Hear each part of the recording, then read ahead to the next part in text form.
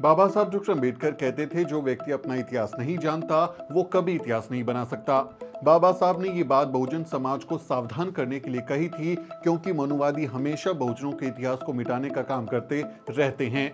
एक बार फिर से बहुजन नायक नायिकाओं को इतिहास के पन्नों से गायब कर दिया गया है। मोदी सरकार ने स्कूल की किताबों से बहुजन नायकों, नायिकाओं, जाति, दलितों के संघर्ष और आंदोलन से जुड़े चैप्टर हटा लिए हैं। जी हां, बाबा साहब डॉक्टर अम्बेडकर की प्रतिमा पर फूल चढ़ाकर अम्बेडकरवादी बनने का दिखावा करने वाले नरेंद्र मोदी नहीं चाहते कि लोग दलितों पर हुए जुल्म और उस जुल्म के खिलाफ हुए विद्रोह की कहानियां पढ़ें। मोदी सरकार ने राष्ट्रपिता ज्योतिबा फूले और बाबा साहब डॉक्टर अम्बेडकर से जुड़ी कुछ सामग्री भी एनसीईआरटी के सिलेबस से हटा ली है। दरअसल एनसीईआरटी के विशेषज्ञ पैनल ने पाठ्य पुस्तकों से जाति, जाति विरोधी आंदोलन और साहित्य से जुड़े कई मौलिक उल्लेखों को हटा लिया है। 12वीं की समाजशास्त्र की किताब उन किताबों में से एक है जिनमें सबसे ज्यादा बदलाव किए गए हैं। पुरानी किताब में जाति व्यवस्था, अतीत और समकालीन भारत में जाति के प्रभाव को लेकर कई पाठ थे, लेकिन अब इनमें से जाति विरोधी आंदोलन के सबसे महत्वपूर्ण ऐतिहासिक पहलुओं को हटा लिया गया है।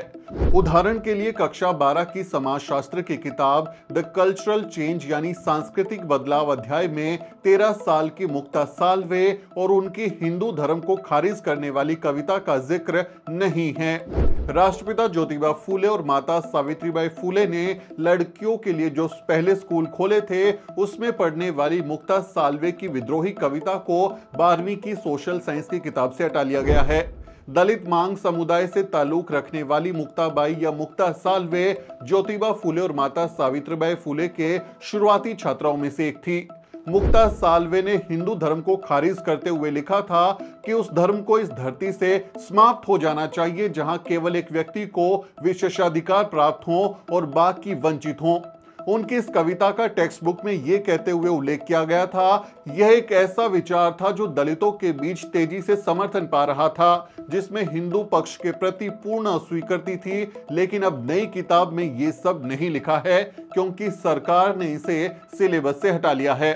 एक दूसरे चैप्टर में, जिसका शीर्षक कास्ट बेस्ड मूवमेंट यानी जाति आधारित आंदोलन था, उसमें जाति विरोधी आंदोलन के दोनों अगवा राष्ट्रपिता ज्योतिबा फूले और बाबा साहब डॉक्टर अम्बेडकर का जिक्र था, उससे भी हटा लिया गया है। यानी इतिहास में राष्ट्रपिता ज्योतिबा फूले और बाबा साहेब डॉक्टर अम्बेडकर ने जाति उन्मूलन के लिए, एनिलिशन ऑफ कास्ट के लिए जो संघर्ष किया, उनसे जो लोगों ने प्रेरणा लेकर आंदोलन किए, उनके जिक्र को इससे हटा लिया गया है। इस चैप्टर में महाराष्ट्र और तमिलनाडु के ब्राह्मण विरोधी आंदोलन पर बात की गई थी।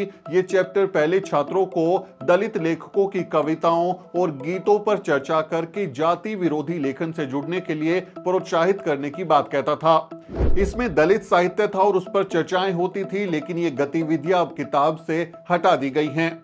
एनसीईआरटी का ये पैनल यही नहीं रुका, इस पैनल ने जाति के अस्तित्व और समकालीन समाज पर उसके प्रभाव को भी कम करने का प्रयास किया है।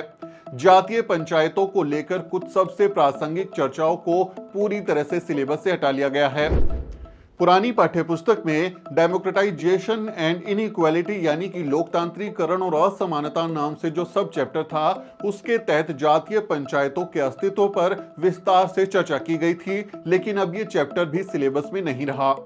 मीडिया रिपोर्ट्स के मुताबिक 2004 के एक अखबार के लेख का हवाला देते हुए हरियाणा के झज्जर जिले के असंदा गांव में राठी खा पंचायतों से जुड़ी एक घटना को याद किया गया था, जहां सोनिया नाम की एक महिला को आदेश दिया गया था कि अगर वो गांव में रहना चाहती है तो अपनी शादी तोड़ दे और अपने अजन्मे बच्चे को गिरा दे और अपने पति को अपने भाई के रूप में स्वीकार करे। उसे समान गोत्र में शादी करने की सजा दी गई थी। अध्याय में मुसलमानों के बीच भी इसी तरह की जाति पंचायतों पर चर्चा की गई थी, लेकिन यह हिस्सा पूरी तरह से हटा लिया गया है। यानी जाति के नाम पर जो खा पंचायतें और इस तरह की जो अदालतें की तरह से पंचायत चलती है, उनका जिक्र और उनके जो इस तरह के फैसले होते हैं, उनका जिक्र इसलिए किया जाता है कि लोग उनको देख के समझ सकें कि ये कितनी दकियानूसी हैं, ये कितनी खराब है और इनका एक सभ्य समाज में कोई जगह नहीं होनी चाहिए। लेकिन ऐसे पाठ्यक्रम को भी एनसीईआरटी के पैनल ने हटा लिया है। कक्षा 12 की समाजशास्त्र की किताब से पारधी समुदाय का एकमात्र उल्लेख भी हटा लिया गया है। ये ये समुदाय सबसे अधिक हाशिए पर रहने वाली विमुक्त जनजातियों में से एक है। इसमें सोशल मूवमेंट यानी सामाजिक आंदोलन अध्याय के अंतर्गत सामाजिक आंदोलन की विशेषताओं पर चर्चा करते हुए मानवाधिकार कार्यकर्ता अंकुश काले के भाषण का उल्लेख किया गया था।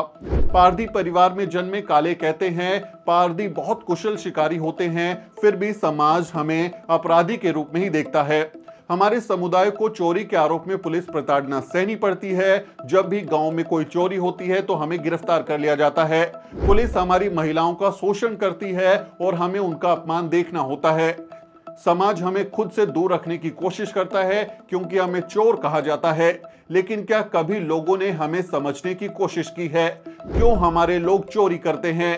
ये समाज है जो हमें चोरों में बदलने के लिए जिम्मेदार है। वे हमें कभी नौकरी नहीं देते क्योंकि हम पारधी हैं। काले के भाषण में की गई मार्मिक टिप्पणियां उस स्थिति को दर्शाती हैं जिसमें समुदाय लगातार रह रहा है। हालांकि संशोधित पाठ्यपुस्तक में पाठ्यक्रम से इस विमुक्त समुदाय का एकमात्र उल्लेख हटा लिया गया है। यह एनसीईआरटी के पैनल ने इतनी मार्मिक टिप्पणी करने वाले लेखक के इस चैप्टर को भी हटा लिया है जिसमें पारधी समाज के साथ होने वाले अन्याय का जिक्र किया गया है।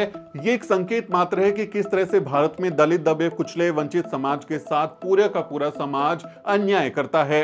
इसके साथ ही गुजरात में बंधुआ मजदूरी और जाति प्रथा के निहितार्थों का उल्लेख भी किताब से बाहर कर दिया गया है।